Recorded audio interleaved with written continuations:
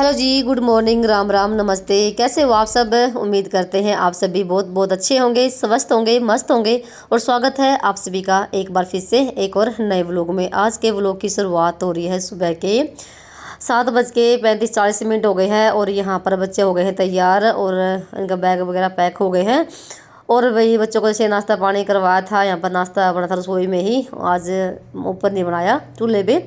मौसम ख़राब हो रखा है और रसोई भाई बहुत ज़्यादा फैल गई है। और रात को बनाए थे राजमा और चावल। चावल मैंने थोड़े से एक्स्ट्रा बनाए थे अपने लिए। केस उस लोग ना चले गए हैं और उसके बाद यहाँ पर ना मैं भी पी लेती हूँ चाय। और चाय जैसे मैंने अपने लिए बनाई थी। मौसम ख़राब हो रखा है बारिश वाला और केसव का जैसे गला भी ख़राब हो रखा था, तो आज ना चाय बनाई थी उन सब के लिए। तो पहले तो कर लेते हैं पेट पूजा और फिर करते हैं काम दूजा, क्योंकि चावल को देख के भाई चाहे भूख भी ना हो तब भी खाने का मन कर जाता है, और वो भी राजमा चावल। तो चावल जैसे मैंने एक्स्ट्रा बनाए थे, क्योंकि दिन भर ना मैं दिन में कई बार चावल ही खाऊंगी। रोटी खाने का मन नहीं करता जब चावल रखे हों, चावल चाहे बासी भी हो वो भी मुझे अच्छे लगते हैं। तो यहाँ पर चाय पी लेते हैं और खा लेते हैं राजमा चावल और फिर वही लगते हैं काम पे अपने कमर कस के। तो रसोई बहुत ज़्यादा फैली पड़ी है, बस ये था कि मैंने सारे बर्तन सींक में इकट्ठा कर दिया है और फिर लगती हूँ काम पे। थोड़ा सा वे नाश्ता पानी कर लेते हैं। कई बार तो मैं नाश्ता ना सुबह ही कर लेती हूँ और जैसे कई बार मैं सारा काम करने के बाद 10-11 बजे के आसपास में करती हूँ। वैसे भाई टाइम पर नाश्ता कर लेना चाहिए, क्योंकि सबका देखो एक जैसा शरीर नहीं होता है। तो मेरे तो क्या, मुझे गर्मी में बहुत ज़्यादा पानी की प्यास लगती है, पर आज ना चावल को देख के फिर इसे रुका नहीं गया। पेट पूजा और फिर करते हैं काम दूजा। और अजी अब सब भी चाय पी लीजिए और 8 बज गए हैं और फिर लगते हैं अपने काम पे। काम बहुत सारे करने हैं, तो बच्चे चले गए हैं तो फिर। और आज का वीडियो बहुत ही इंटरेस्टिंग है, मज़ेदार है, तो बने रहना लास्ट तक।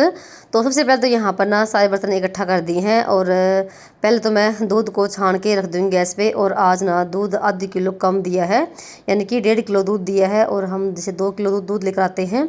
तो सारे मैंने यहाँ पर ना टोपे में छान दिया है और जैसे चाय का तो रखा हुआ है, तो आधी किलो शाम के टाइम मिलेगा। तो यहाँ पर ना इसे डोलो खाली हो जाएगा। और बंद डोलो में दूध रहे ना इस गर्मी के मौसम में फिर ना ख़राब सा हो जाता है, तो छान के रख देती हूँ। फिर से सारा काम करने के बाद ना फिर बाद में गर्म करूँगी 9 बजे के आसपास में। यहाँ पर ना रसोई को संगवा लेते हैं। जो सब्जी और चावल बच रहे ना ये मेरे को फ्रिज में रख देती हूँ उठा के, क्योंकि अब तो सबका नाश्ता पानी हो चुका है और ये आएंगे 10-11 बजे के आसपास में। और गर्मी के टाइम में अगर सब्जी है ना जो रात की हो गई वो ख़राब देखो हो जाती है, तो इसलिए मैंने फ्रिज में रख दी है उठा के। और बर्तन मैं आज बाद में साफ़ करूँगी, पहले मैं गैस को और काउंटर को कर लेती हूँ साफ़। काफ़ी ख़राब सी हो रखे थे और जब यहाँ पर खाना बनता है ना तो फिर गैस ना बहुत ज़्यादा ख़राब हो जाती है। पहले तो मैंने यहाँ पर ना थोड़ा सा विम डाल के इसको साफ़ किया है और फिर 2-3 बार ना स्पंज को साफ धो के ना फिर साफ़ हुई है। गैस ना बिल्कुल वही चमकने लग गई, चाहे अपना चेहरा भी देख लो। तो यहाँ पर सारे इनके ऊपर ना जो बर्नर है उनके ऊपर लगा दिए हैं और अब करेंगे काउंटर को साफ़। और आज ना मुझे 2-3 ना मोटे मोटे काम करने हैं, जो कि अभी ना रसोई को साफ़ करके, यानी कि रसोई का सारा काम निपटा के बर्तन भांडा मांज के और पोछा वगैरह तो मैं बाद में लगाऊंगी। पहले मैं ऊपर छत का काम निपटा के आऊँगी। और क्या काम करना है, एक तो गेहूँ धो के आनी है। जैसे सुबह से ना आज ना थोड़ी तेज़ धूप निकली हुई है, रात को जैसे बारिश हुई थी पर सुबह से धूप निकली हुई है अच्छी खासी। तो गेहूँ धोनी है 2-3 तसले और साथ में ना ऊपर रसोई की भी सफाई करनी है। पहले ना ऊपर का ही काम निपटा के आऊँगी, क्योंकि फिर धूप हो जाएगी और वही इस गर्मी में ना और धूप में फिर बिल्कुल भी काम नहीं होता है। नीचे का तो देखो फिर भी पोछा वगैरह लग जाएगा। और जैसे ये वीडियो वीरवार के दिन का है ना, तो कपड़े धोने हैं नहीं, तो एक दिन तो भाई सांस सा आता है कपड़ों से, नहीं तो ना तीसरे दिन ना कपड़े हो जाते हैं। चाहे तो हर रोज़ ही मशीन लगा लो, उतने कपड़े मिलेंगे आपको जितने कि तीसरे दिन होते हैं। तो फिलहाल यहाँ पर ना काउंटर को साफ़ कर दिया है और उसके बाद यहाँ पर सारे बर्तन इकट्ठा कर दिए हैं। बर्तन इतने नहीं थे, क्योंकि मैं जैसे सुबह वाले जो होते हैं ना बर्तन चाय वगैरह के, वो भी साथ साथ में मांज देती हूँ। और बस ये है ना बच्चों के जो नाश्ता पानी के होते हैं वही होते हैं। और वही रसोई ऐसे फैली पड़े ना बिल्कुल भी अच्छा नहीं लगता है, भले ही घर में और साफ़ सफाई ना हो पर रसोई बिल्कुल साफ़ सुथरी रहनी चाहिए।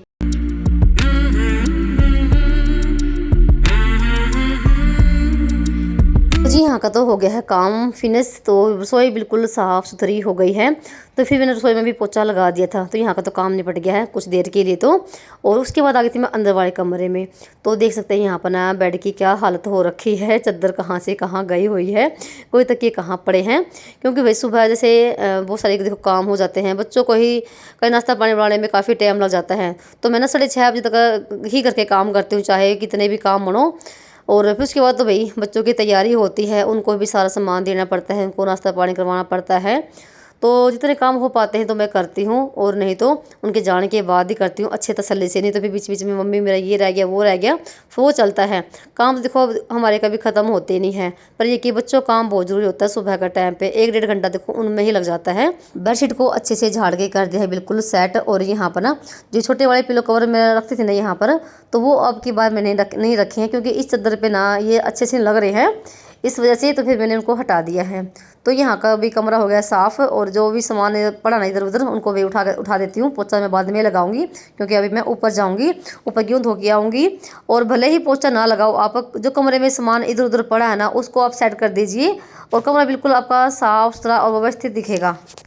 तो जी उसके बाद ना आ गई थी मैं ऊपर। तो सबसे पहले तो आने के बाद ना तो एक दो तसला तो मैंने गेहूं को बाहर निकाल दिया है, और साथ में यहाँ पर ना अंगीठी की जो राख वगैरह वो अभी भी निकाल ली मैंने। आज मैं सुबह के टाइम ना ऊपर नहीं आई, क्योंकि जैसे आपको पता ही है आपके यहाँ भी भाई जैसे बहुत ज़्यादा मच्छर हो रखे होंगे सुबह का टाइम पे और शाम के टाइम पे। जैसे 7 बजे के बाद ना शाम के टाइम इतने मच्छर होते ना भाई, बाहर निकलना मुश्किल हो जाता है। इसलिए मैं आज ना ऊपर आई नहीं। जैसे सुबह मौसम भी ख़राब हो रखा था, इधर धूप ना 8-9 बजे के बाद निकली है, तो इसलिए सोचा कि आज मैं बाद में ही करूँगी रसोई की सफाई अच्छे से, क्योंकि आज मुझे पोछा भी लगाना है। 2 दिन हो गए हैं पोछा लगाए हुए, क्योंकि 3-4 दिन से लगातार ही बारिश आ रही, कभी रात को आ रही है, कभी दिन में आ रही है, और वो भी थोड़ी बहुत ही आ रही है, ज़्यादा भी नहीं आ रही है। तो पहले तो मैंने अंगीठी पोछा लगाया है, और उसके बाद ना जैसे चूल्हे पे तो पोछा लगाए कई दिन हो गए थे, और बारिश में ना इसकी जो थी ना ऊपर की मिट्टी वो सारी उतर गई है। तो आज ना इस पर भी लगा दिया है पोछा, और इस पर खाना बनाए तो कई महीने हो गए हैं। तो बनाएंगे जैसे मौसम थोड़ा सा ठीक हो जाएगा ना, थोड़ा सा गर्मी सी निकल जाएगी, तब चूल्हे पे ही और खाना बनाया करेंगे।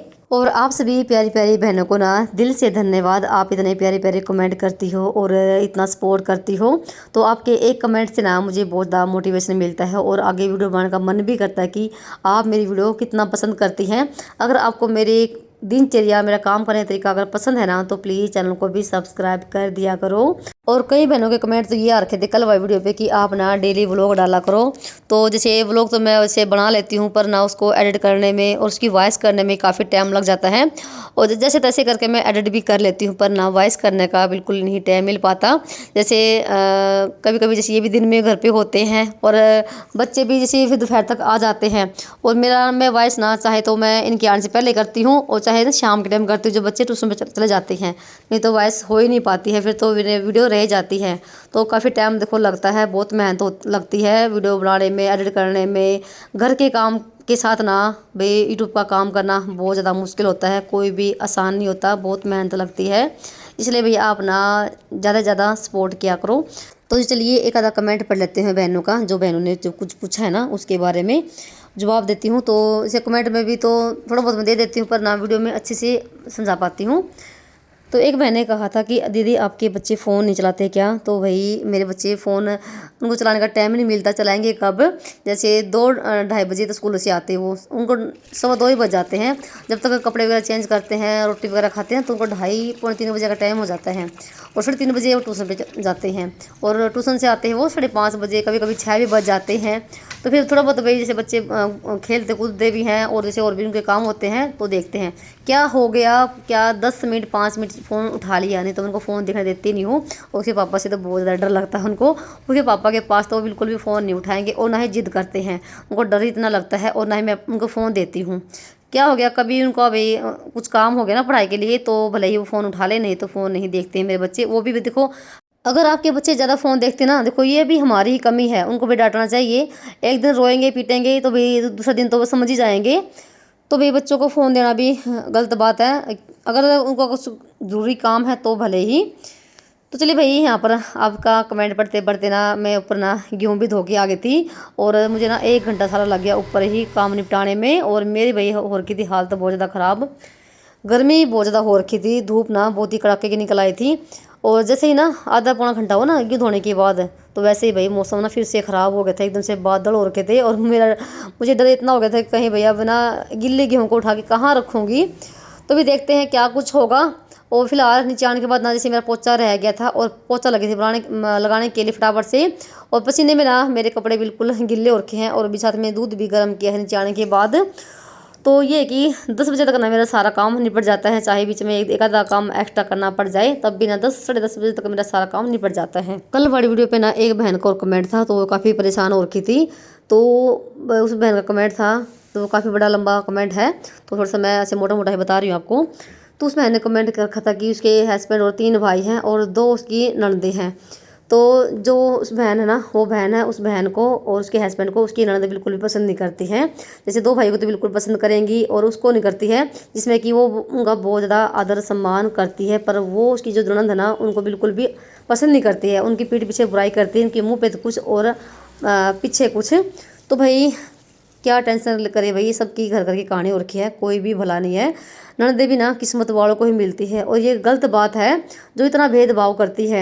जब भाभियाँ ननदों की इतना आओ भगत करती हैं, इतना मान सम्मान करती है, तो भाई क्यों इतना भेदभाव करती हैं, खुद के रिश्ते तो ख़राब करती हैं।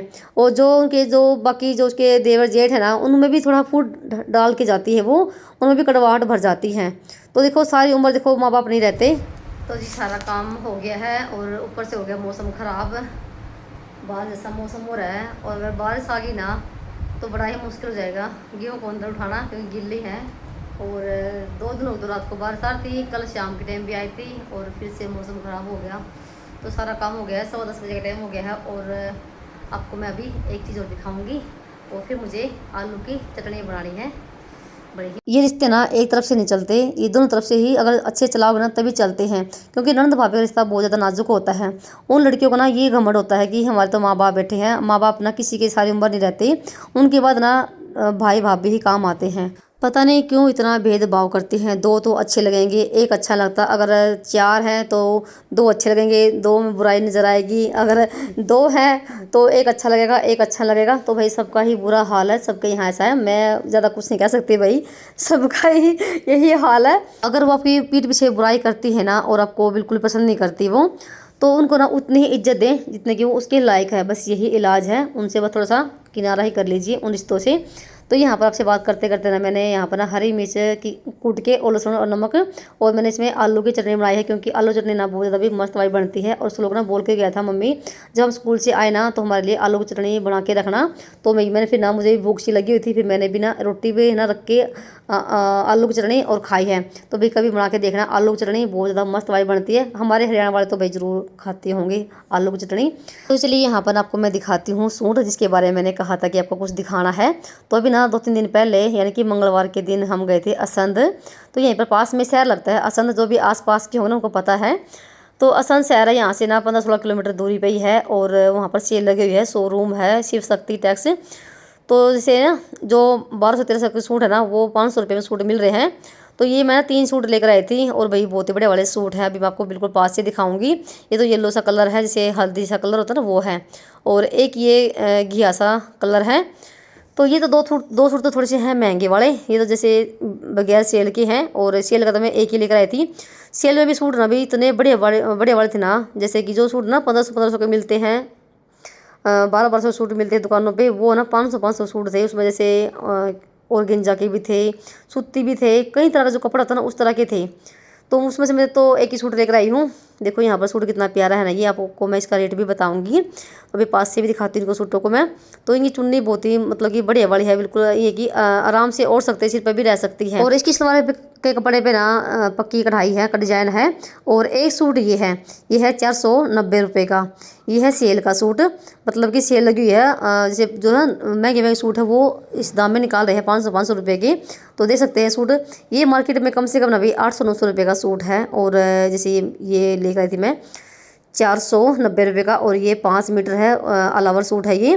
तो आपको मैं बिल्कुल पास से दिखाती हूँ। ये वाला सूट तो है 670 रुपये का, और देखो कितना प्यारा सूट है। और ये है चुन्नी, इसकी चुन्नी बिल्कुल भाई प्यारी है इसकी, और लेस भी लगी हुई है। और ये है 2.5 मीटर की सलवार। और एक सूट ये है, ये सूट ले गई थी मैं 1050 रुपये का, देखो कितना प्यारा कलर है, ये सेल का नहीं है। और ये सूट ना यहाँ पर मार्केट में भी कम से कम ना 1500-1600 के सूट है ये, और वहाँ पर ना 1050 रुपये का मिला। उसकी कढ़ाई देखो कितनी पक्की है, बिल्कुल क्या बोलते हैं पार्टी वेयर सूट है भाई। ये 2 सूट मैं भी सिल लूँगी। और इसकी चुन्नी भी वही बहुत ही प्यारी है, और धागे की जैसे उसके ऊपर लैस थी। और एक सूट ये है, देखो कपड़ा, इसका भी कपड़ा कितना प्यारा है, इसको भी आप सिल सकते हैं, और ये वैसे भी देने लेने में भी काम आ जाएगा। तो जी मैं ये 3 सूट लेकर आई थी और साथ में थी ये बेड की चादर।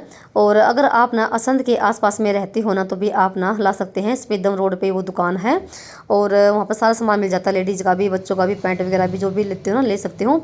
आगे बेबी त्योहार का सीजन चलने वाला है। तो चलिए भाई मिलते हैं एक और नए ब्लॉग में, तब तक के लिए राम राम जी, अपना ख्याल रखना।